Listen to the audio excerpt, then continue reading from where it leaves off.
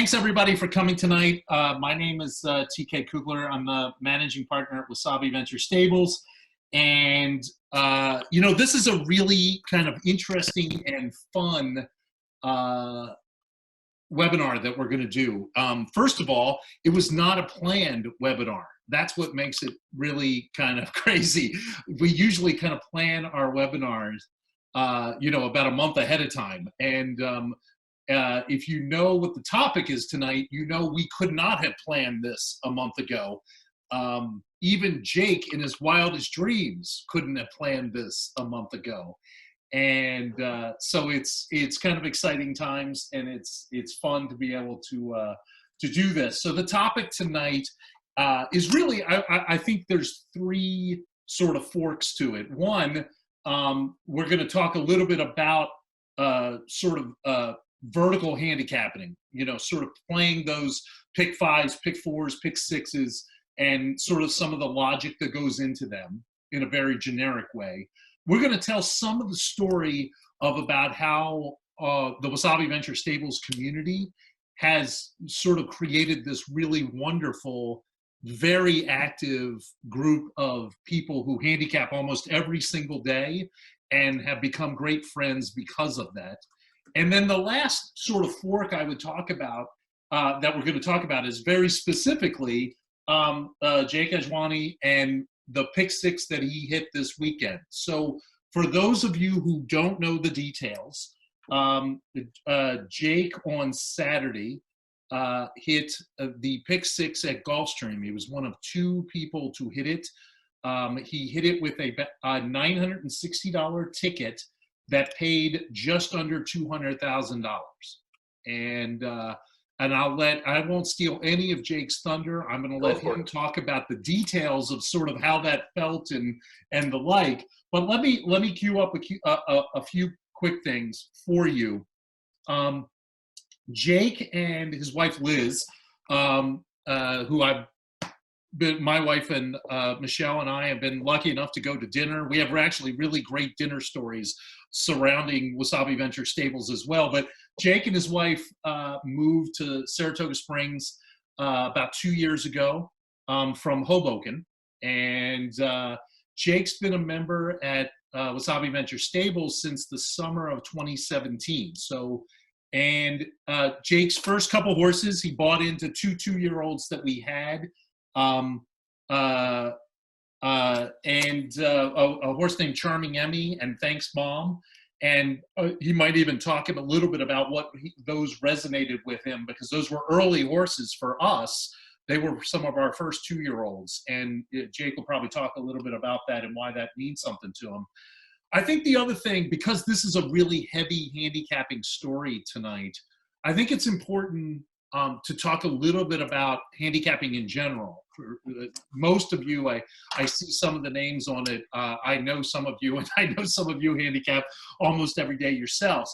But I think it's important to understand that not all when you talk about horse racing handicapping, not everyone is kind of cut from the same cloth. And over time, people morph between the sort of different approaches, if you will, that is handicapping. And I really put them into a handful of buckets in my thinking. I would call one bucket of handicappers physical handicappers, people who like to look at a horse physically and say, okay, that horse has special characteristics that are going to make it run in a certain style or run better today. And they rely very heavily on that. There are what I would call the pace handicappers, people that look at every single race, determine sort of how the pace of the race is going to go and who's going to win that because of the pace.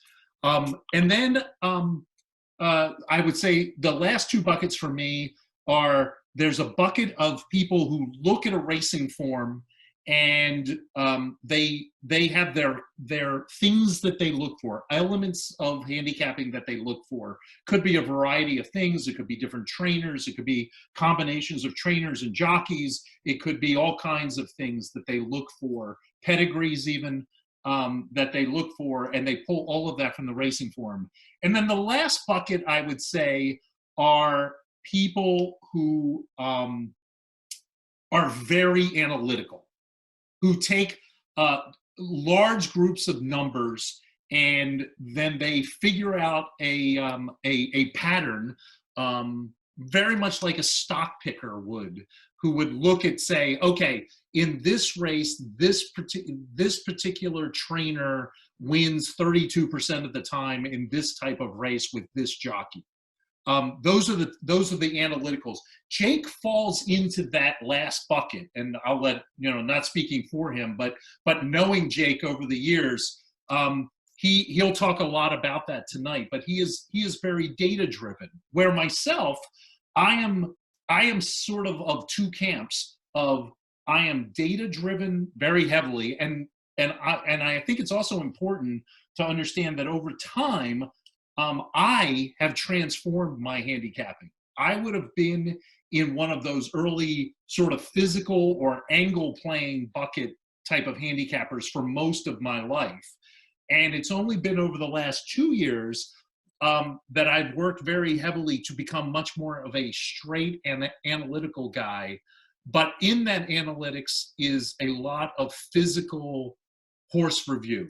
So I keep track of somewhere around 2,000 thoroughbreds in a database, and I keep track of how they race and the types of trips they have, and I morph that with heavy analytics, and that's how I do my handicapping. So I'm sort of a couple different buckets, where Jake is very, very heavily analytics, and that doesn't. And what is beautiful about, in my mind, about this game is that all of those handicappers can have similar conversations and learn from each other. And that's going to come out tonight. And so without further ado, I'm going to flip it over to you, Jake, and let you take it from there. And hopefully I set you up pretty well for how you want to think about this and talk about the big win you had. Sure. Perfect. Thank you. All right. So hopefully you can see my screen.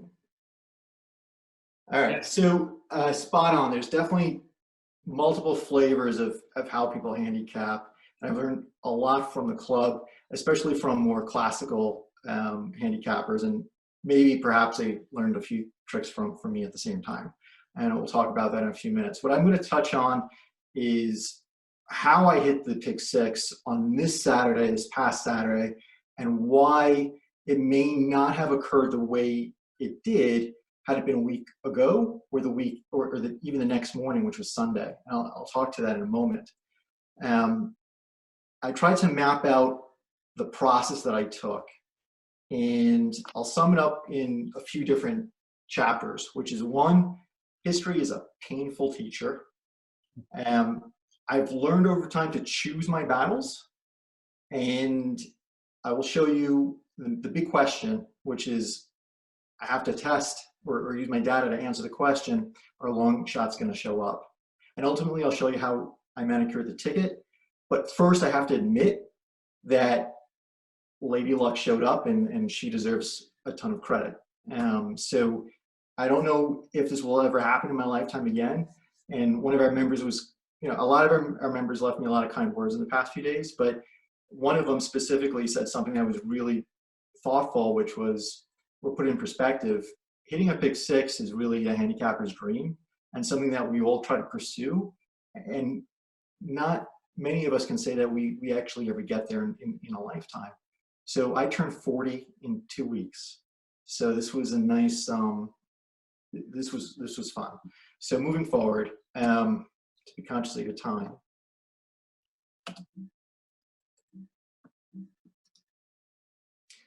Baseline first, what is a pick six? Because there's some folks on the call that may not be avid handicappers. So just to level set, the same way that I did for my mom, is a pick six is a type of wager that's offered by essentially trying to pick 6 consecutive winners in a row.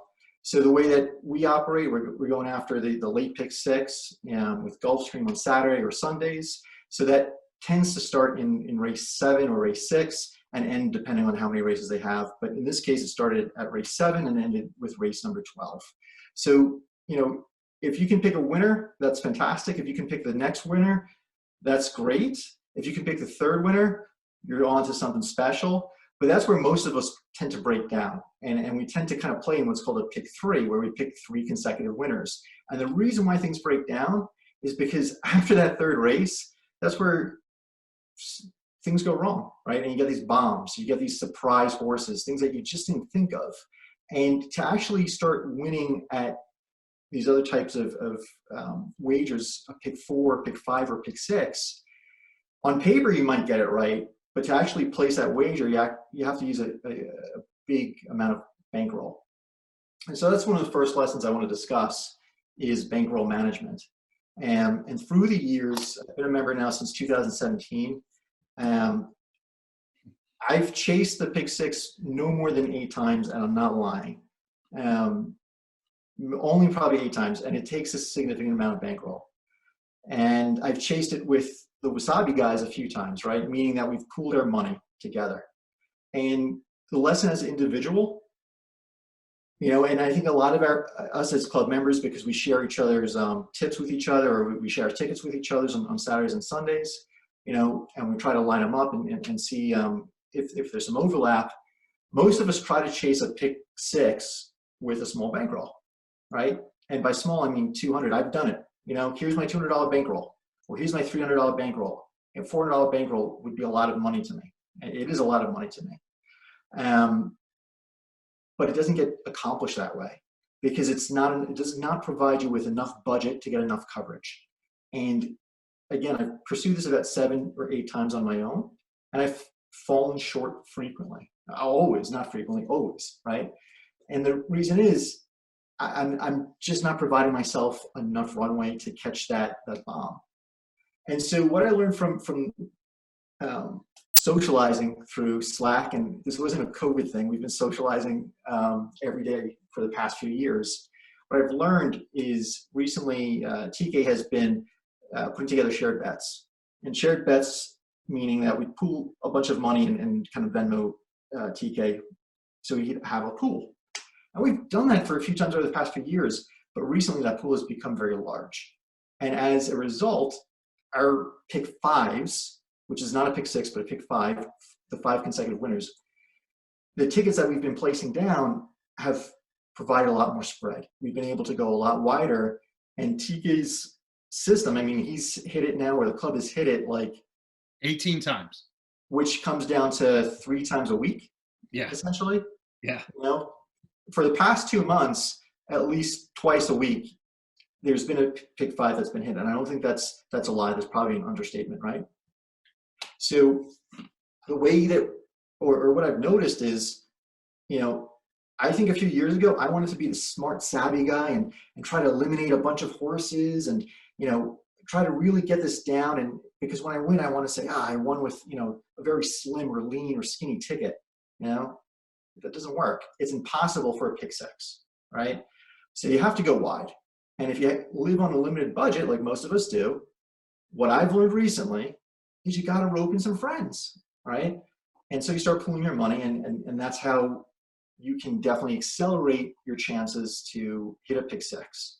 And I know this sounds like not an aha moment for some of us, but this is critical. Do not pursue it on your own. Yes, I hit it on my own recently, but I'll tell you how I pull that off. But just hook up with 2 friends and boom, you have a bigger bankroll, right? So that I'll move on. The thing is, you really have to be aware of going wide allows you to catch those bombs. And I'll tell you about that contrarian concept in a moment. So quick question, guys. I don't think there's a voting system here, but just think about this. I know there's some fishermen out there. Think about this image here. You know, where would you rather fish?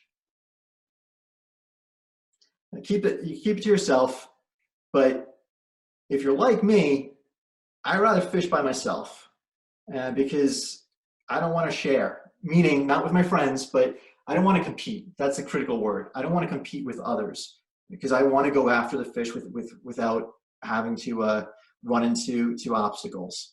So where this image really comes from is a book. It's a business strategy called Blue Oceans. And Blue Oceans basically, yeah, short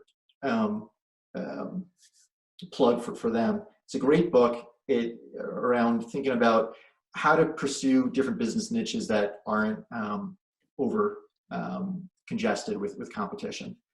And so if you look at this image here, on Saturday, the pick six that I hit paid $198,000.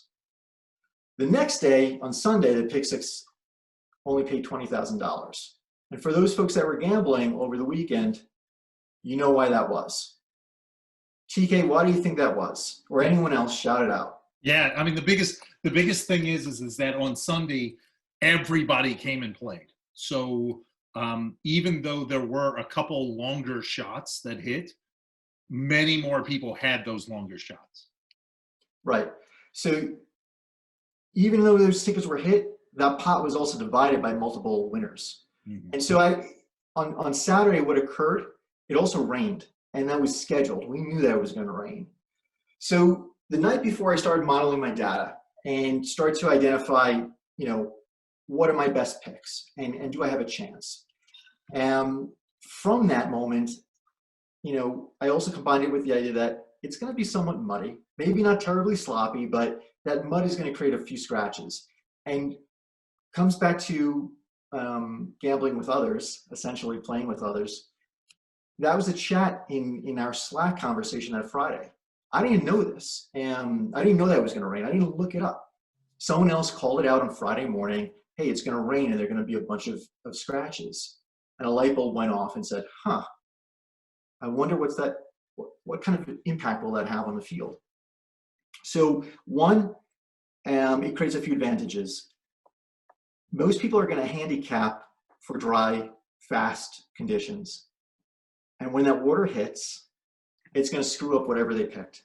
So it's going to wipe out half of the players right there. That was the one light bulb moment. The second part of that was the scratches. And they're not going to be prepared for those scratches. They're not going to be able to adapt. So I built a really wide ticket early Saturday morning. It started on Friday night. And then once those scratches were announced, we all had to scramble. But I already had a model built for the rain. I just had to identify which horses were scratched, and I eliminated them really fast. So that was part of the way that I got prepared for my ticket on Saturday. So here's the thing. I chose my battle. I've not played a pick six on my own for probably 2 years because I found no joy in it. It was absolutely deflating to spend a few $100 and get nothing out of it. So I've been participating a little bit on the pick fives with the club. We'd all contribute $20, $50, have some fun. Maybe we would win. Actually, not maybe. We actually win quite a lot. But anyway, I picked this weekend because it started raining. I picked this weekend because my data showed me basically a bunch of green lights. My model kept on saying, go, go, go. And I listened to it and I said, all right, I'm gonna roll with it. The other thing is, the Friday night, I took a $72 budget, and on one double, I turned that into over like $1,500. So I created my bankroll the night before. So I didn't even gamble with my payroll from my business. It was just essentially house money. So I established a budget, I put it aside, and then I got started on Saturday, recognizing that no one's going to be playing. Well, the professionals are all going to be focused on Sunday. So that was critical. Going back to history, whenever I played the pick six in the past, I played on mandatory payout days, and I lost. Boom, right there. The odds were also different. Even if we win on mandatory payouts, those days are really, really well handicapped. I rather play on other days that are being avoided or just being tinkered around by amateurs, essentially, if you forgive me. And so I also noticed in the past few years, just sharing another lesson, on some big race days, on the Pegasus or the Derby, you'll often see me on Slack, I'll say, you know what, I'm going to take a look at Tampa, or I'm going to take a look at another small track. And I'll play on those because the odds are still pretty large because they're not getting enough attention. So that was one area that I hope to exploit. I wanted to kind of just play in my own ocean and not have the odds just get, beat up left and right. I hope that makes sense. Any questions before I push forward? Let me ask you a question there, Jake. I found something interesting that you said in there, which was you hit a bet the night before, which created a bankroll for you. Yeah. In retrospect, would you have made your ticket the same ticket if you hadn't have hit that bankroll? Or would, in your mind, you would have budgeted differently, thought about it differently? How as a handicapper did you think about your sort of bankroll portfolio budget? Totally. So I was not intending to play that Saturday at all. And so when I hit that that double, it created an opportunity for me. And it's not that I didn't have the money in the bank. I just didn't want to. I've been, beat up on the pick six multiple times, and I didn't want to take that. If I'm going to spend $900, there's other bets that I can make with $900, and I know I'll get a better return. Or I don't want to say a better return. I know that I can get a more of a guaranteed return, right? The probability of putting $900 on a place bet is more likely of an outcome than chasing a pick six. So I would not have honestly pursued it until I hit that. And what occurred was two things. One, I sent you money for the mandatory payout on Sunday. Right? I sent you a few $100. I said just park it in the pot for the team ticket. Yep. And then I started handicapping for Saturday. And I still would not have pursued it, to answer your question, until the data showed me that it was just screaming green lights, go, and just run with it. I just started that morning to say, look, I'm gonna gamble anyway on Saturday, right? Everyone here knows it. I'm gonna gamble on Gulfstream anyhow. But was I committed to pick six that morning? Not until I did the handicapping and I saw that the data was saying a few things. One, a high confidence rate, and two, the big question which I'm going to get to is, are they going to be long shots? So I don't know if I answered your question properly. No, that was good. That was good. I got a good question from Ryan Wilson, because it also goes on something that you said. He agreed with you about fishing in your own ocean, and that's great. But going back to it, even with your handicapping giving you those green lights sort of the night before, if the pool was not a large pool, let's say it was only $100,000 carryover instead of, I can think it was like 1.3 or something like that. If it was only 100 grand, would that have changed your opinion at that point? No, because I didn't know what the pool was, to be quite honest with you.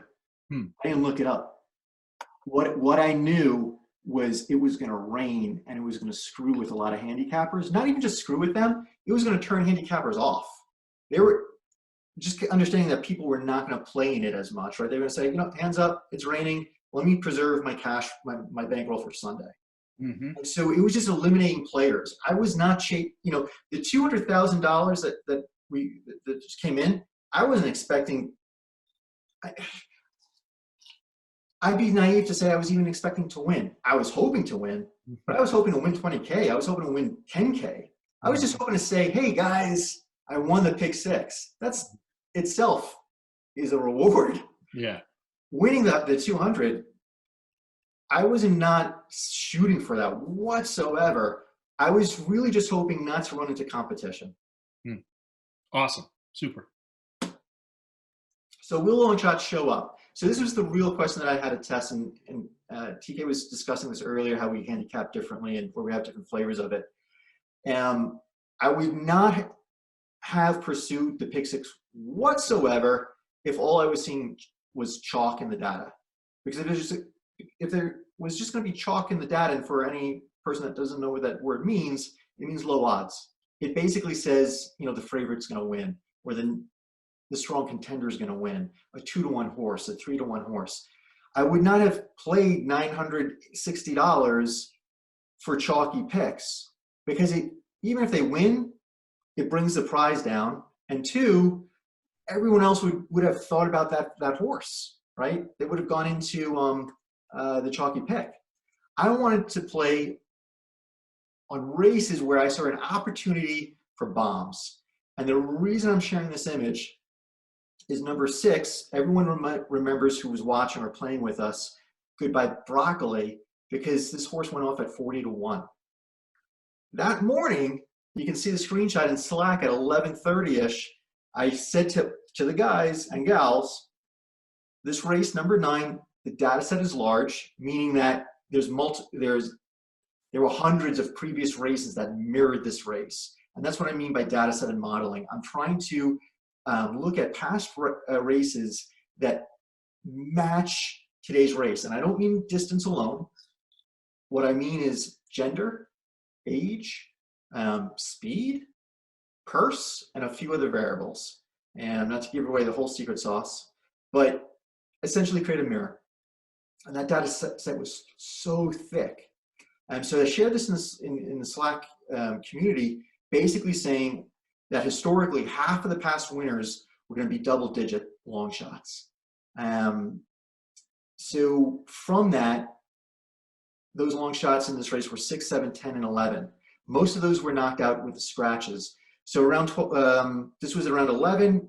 Come around 2 or so, it started raining, and that's when we got all the scratches we'll talk about in a moment.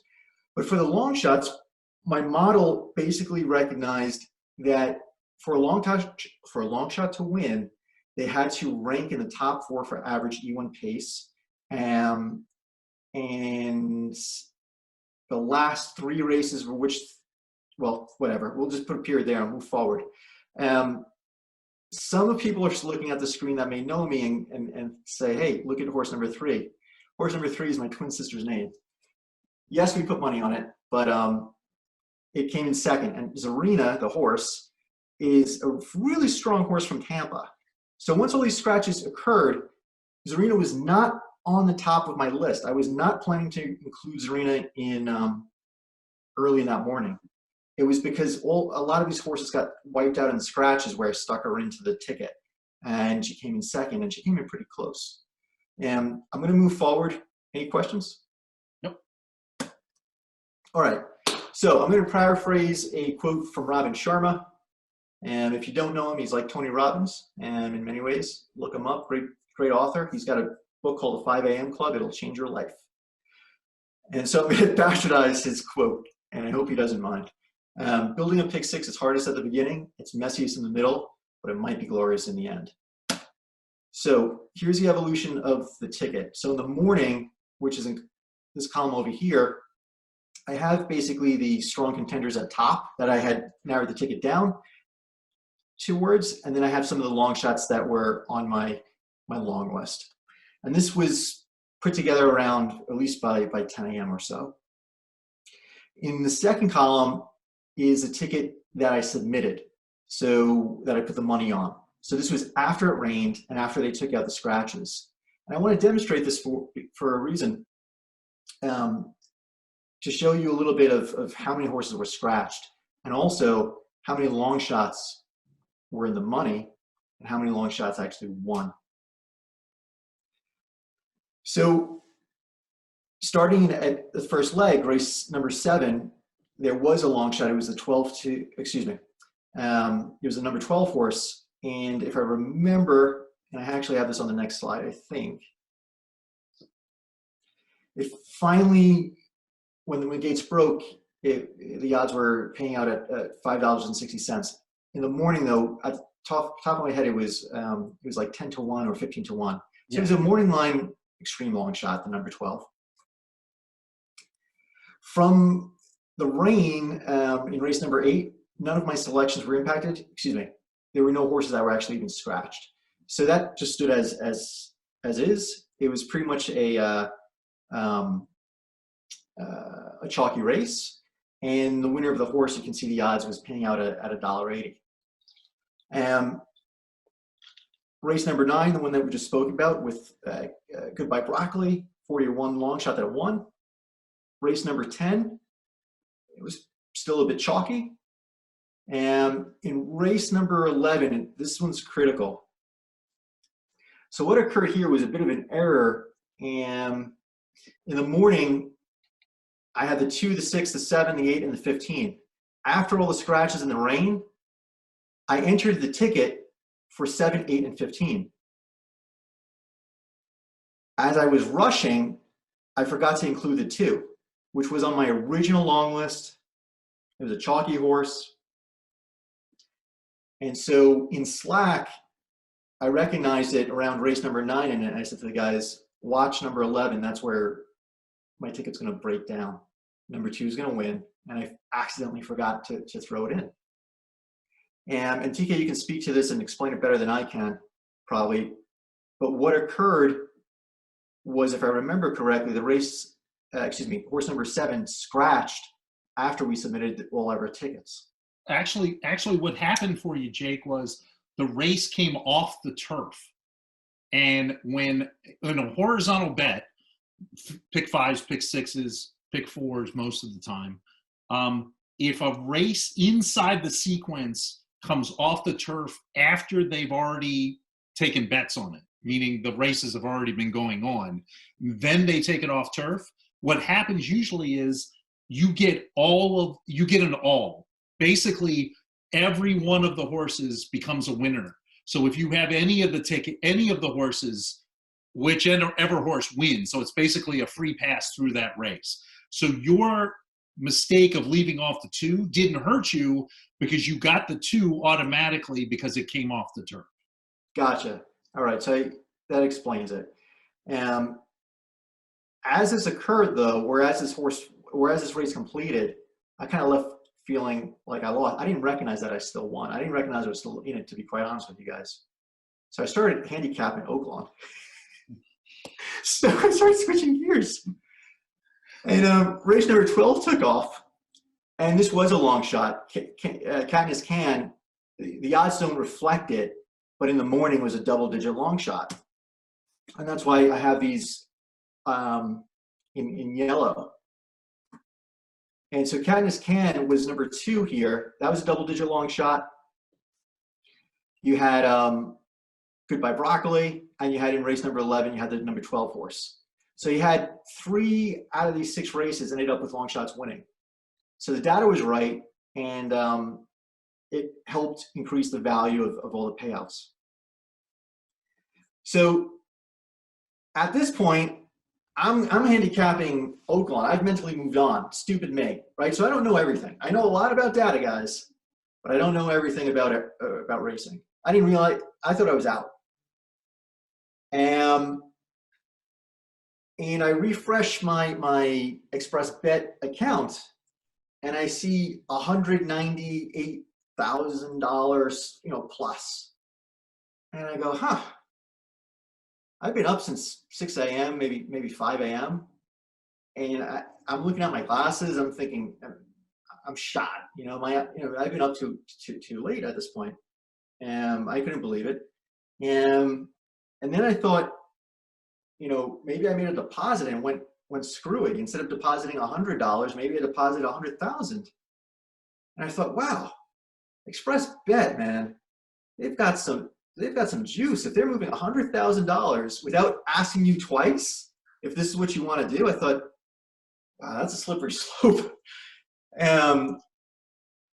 So I'm still looking into it, and then I realized, no, the pick 6 had hit. And I'm in disbelief, and I call up, or I Slack TK, and I'm like, TK, you got to look at this. Yeah.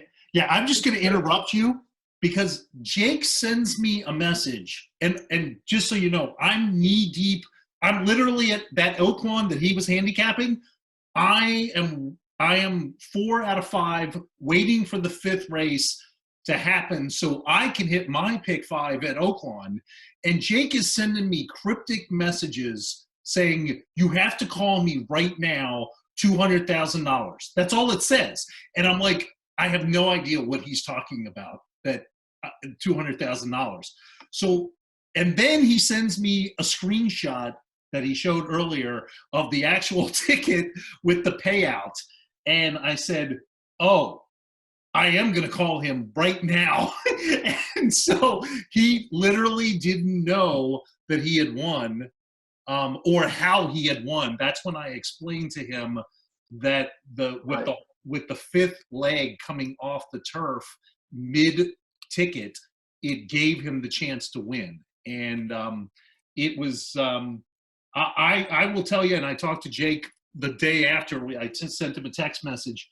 I was in a glow. I've handicapped for quite a long time in my life. Many of you on here have handicapped for a long time. I've never hit a 200,000 ticket. And so even though it wasn't my ticket, I was in a glow for the better part of a day, just thinking about Jake and his winning ticket. So it's kind of truly how extraordinary it was. Um, I did want to highlight one more thing, Jake. If you can go to your slide, because I think this is a really important data point on, yeah, right here. If you notice who the winners are in this pick six, Jake went through it very well and he detailed it all for you. But the key takeaway here is there really was only one that was insanely a bomb, right? The 40-1 is one of those tickets where or one of those horses where you have to have a whole bunch of horses, because no one is picking just a 40-1 shot and making that work in a pick six ticket.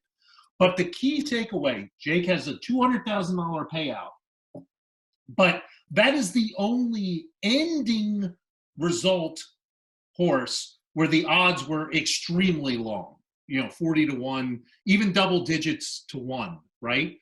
But he said it multiple times in there, and this is a key takeaway, and it's very hard. Um, um, it's very, very hard for handicappers to sometimes think about, is that if you don't play a lot of horizontals, which is if you when you're playing a horizontal, the ending odds in the United States are not known. They're just not known. So even though that last race, the last leg, is a 7.8-1 odds horse, that was a double-digit horse by the morning line odds. But when you pick a pick six ticket, you have to pick way before the final odds happen, hours and hours before the final odds. So it's a very interesting situation. You That's have a to very test, you have to push yourself mentally ahead of time to really kick the tires and say, does this horse have a shot and why? yes, And then also mentally push the odds out of your mind, yes. right? And the morning line odds, you have to push that out of your mind and just really answer the question for yourself, however you handicap. Does this horse stand a good chance and should it make it to my short list? And then, what happens later, the odds may drop. It happens. Just I didn't even know that it was going to drop. I wish it would have stayed a little bit higher, to be quite honest, TK. But what you'll notice in this one race, number 9, I only used 5 horses, and from those 5, 2 were morning line, what I would call an extreme long shot. So you don't know until it comes down to the gates breaking where the cookie crumbles on the odds. Yeah. Jake, we've gotten a couple questions from folks, because you're so data driven, analytical driven in your handicapping. Could you talk just a couple minutes about what that means and where does the data come from? And you don't have to give away any special crazy secret sauce necessarily. Just talk, if you could explain a little bit about what analytical type of handicapping is compared to like normal, like quote unquote normal handicapping. Okay, gotcha.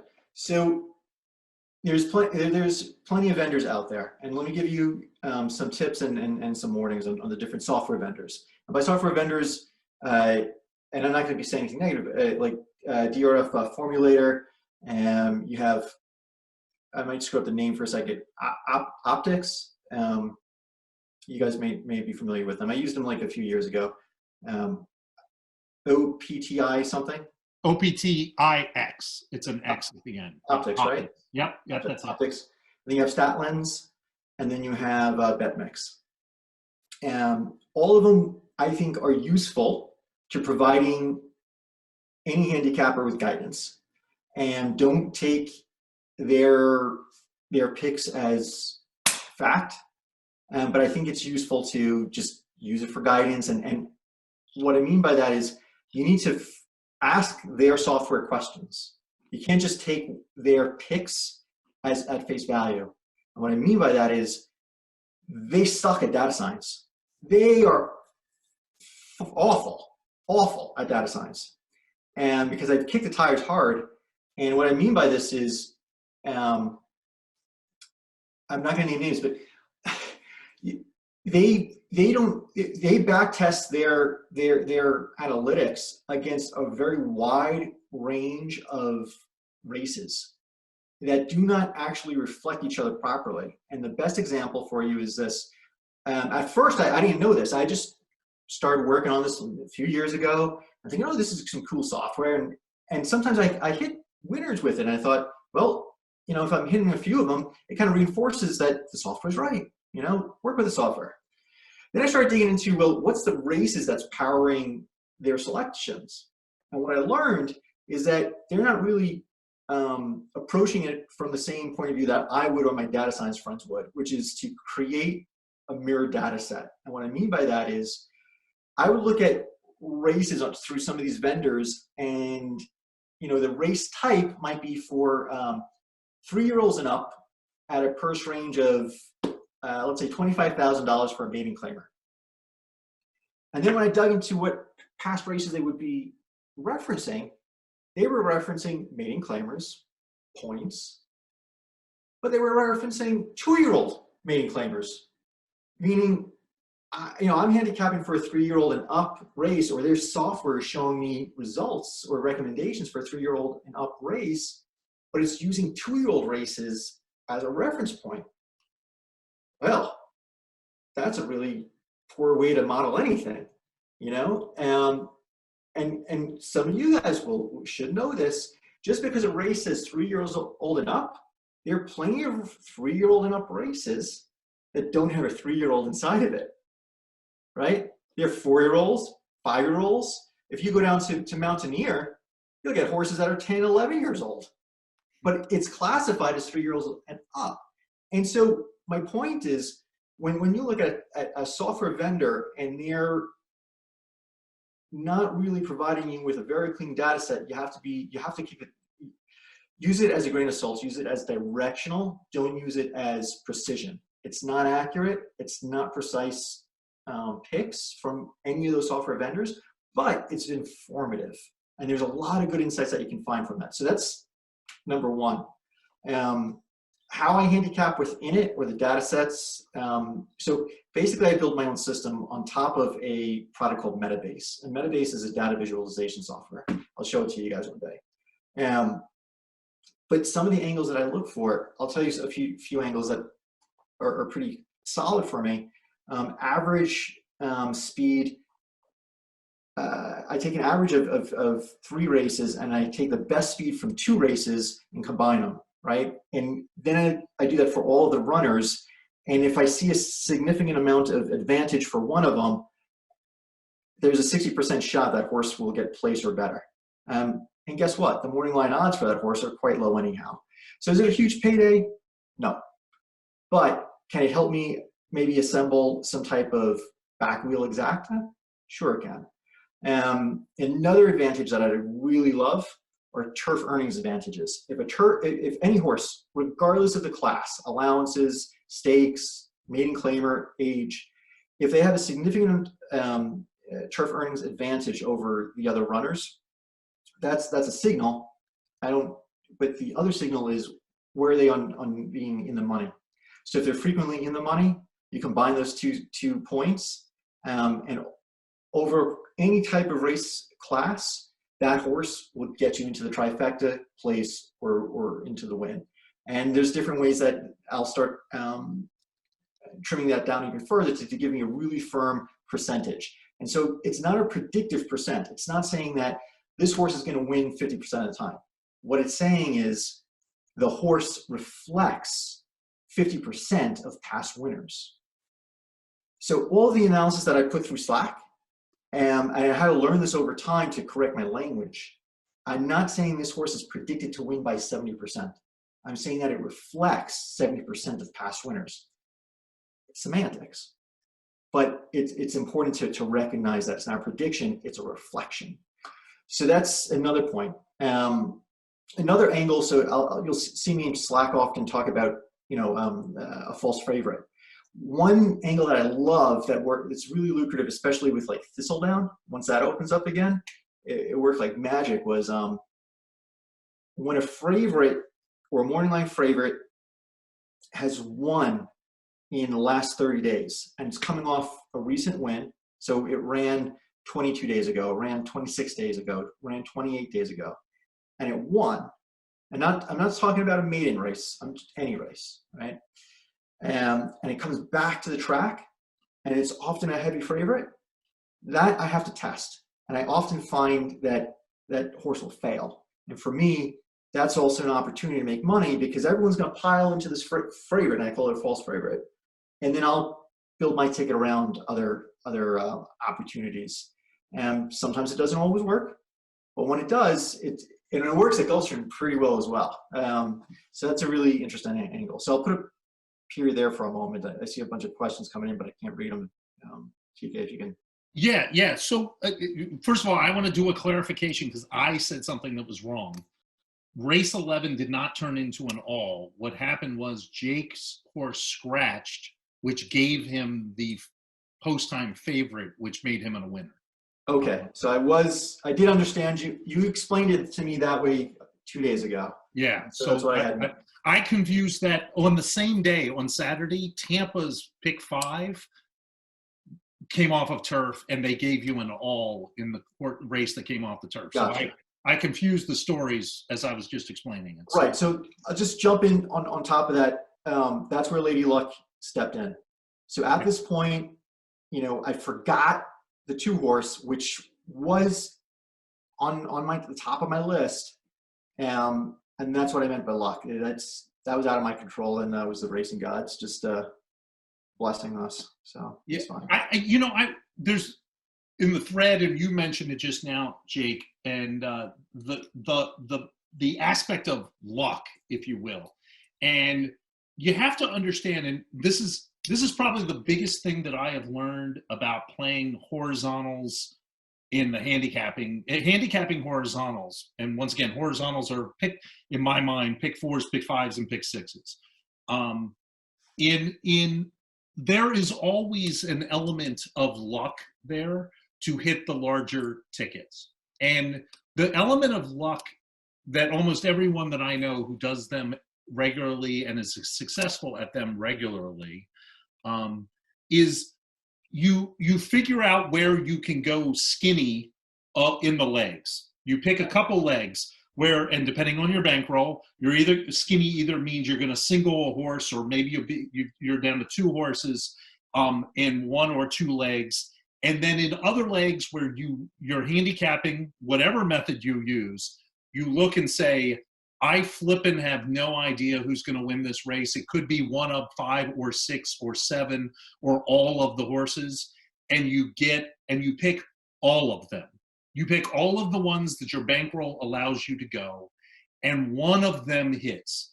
And where the luck element, and once again, I'm not a big believer in luck in my life. I just believe you put yourself in more opportunities and you get lucky. Wow. Yeah. But the luck element of hitting a pick 5 or hitting a pick 6 for $200,000 is that Jake's ticket would not have been $200,000 if the 6 had not won in race 9. That's just the facts, right? Because if it was the morning line favorite who would have won, instead of Goodbye Broccoli, the payout would have been $2,000. $20,000, and I'd still be happy. Yeah, it's still been a couple $1,000, and he would have won, but it wouldn't have been $200,000. And so I've actually had lots of discussions, even with some of you on here, where they'll say, well, TK, you've hit a bunch of these pick fives, but some of them, only return $1,000 on a $400 ticket. And I'm like, yes, but if you looked at the ticket, if one of the 20 to ones would have hit, it would have been a $20,000 payout. And it would have been just great. And over the period of hitting the pick fives that I've hit an 8, a 6, and a 12. And that's because some of those long shots hit. And so there is, quote unquote, some luck there that one of the horses that you picked in one of the legs actually hits. And, that's just kind of putting your bet structure in a way that you can get lucky. Jake, the thing, and if nothing else you take away from tonight, and Jake's analytic work is, sort of, 200 level work in many ways, because he spends a lot of time data modeling, and that's wonderful. But if you take nothing else away from tonight, the thing to take away is that if you're going to play horizontal bets, at some point in there, you have to take a chance and pick a bunch of horses, some of which are long shots, in one of the legs. That's, at the end of the day, you have to do that, or you will have no chance of hitting those big tickets. And the only way though that you can help invite lady luck into your life, you take those chances. But if unless you're rolling with a $5,000 bankroll, which I don't have, this ticket cost me almost $1,000. The way to invite that is you have to figure out which races, as best as you can, whatever your method is, you have to figure out, or not figure out, but at least develop an opinion for yourself. Is it going to end up chalky, or is this, which races are going to invite those long shots into it? And you'll see in race number 10, these horses here, it's all chalky horses up here. The 8 was very, it was mediocre. It was like a 6 to 1 or 8 to 1 morning line shot or something. I wouldn't even call it a long shot. This race here was very contentious. They all ended up at the finish line basically at the same time. It was recognizing where those long shots would occur, so I can sprinkle them in appropriately and use my bankroll in the most intelligent way that I could based on the data points at my fingertips. Yep. I hope that helps. No, that's there are any other perfect. questions. Yeah, and if closing statements, we're coming up on our closing time. Jake, how does and I haven't asked you this, so I don't know what the answer is, so it's going to be news to me too. How has winning this pick six changed both your thinking on life, if it has, and two, how has it rejiggered your thinking on handicapping? Well, I think that's a great question for both life and handicapping. My wife asked me the same question. And so my answer to my wife was, I need time. What I've not done is gone back into handicapping and playing as strong as I have, or with numbers that I have, or the budget. It's been much more of, I need time to kind of reflect, so that I can, do something intelligent or more intelligent down the road. This big win was awesome, but I've been rolling in wins for the past few months, a lot smaller, obviously. And so there's been a lot of changes to my handicapping, but the biggest takeaway just that I can give you is what has been working for me is using data to identify which races in a day are going to lean towards favorites and which are going to lean or give me an opportunity to recognize that there are going to be long shots in them. And that information, it is critical because it changes how I handicap that race. Maybe I avoid it altogether because maybe it's too chalky and there's no reason to risk your money in a chalky race, or you just construct your ticket effectively for the chalky outcome, or you construct it for the long shot and in a different manner. So that's one lesson that I'm going to be doubling down on and building a few other models around. I'm building a new dashboard just for that, to automate that process rather than just do it by hand for each freaking race. So that answers what I'm doing about handicapping. For life, you know what? We're already in a recession. Just keep a lot of dry powder and buy Carnival at $2 and hope it goes back up to 20. Yeah, fair enough. Fair enough. Hey, there was a bunch we'll close on this question because I believe, Jake, there was the tax situation on the payout there. Did they withhold taxes right away with the new law, or did they not? Or what was the tax situation for you? So